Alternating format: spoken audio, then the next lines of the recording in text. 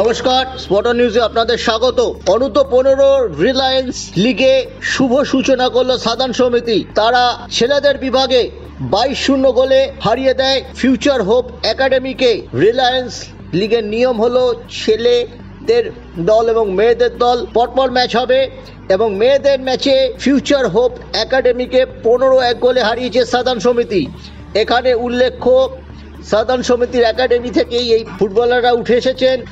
অনূর্ধ্ব 15 টিমটি দেখভাল করছেন ফিরোজ বিশ্বাস এবং বিশ্বজিৎ বিশ্বাস। মেয়েদের টিমটিকে সুজাতা গড়ের পাশাপাশি দেখাশোনা করছেন দিব্য চ্যাটার্জি। প্রায় গোটা সপ্তাহ ধরে অফ সিজনে এবং সিজনের কিছুটা অংশে তখন মাঠ পাওয়া যায় না বলে কম প্র্যাকটিস হয়। রবীন্দ্র সরোবর স্টেডিয়ামে সাধারণ সমিতির ছত্রছায়ায় প্র্যাকটিস করে, সেখান থেকেই তারা এবার খেলছে এই রিলায়েন্স আন্ডার 15 লিগ।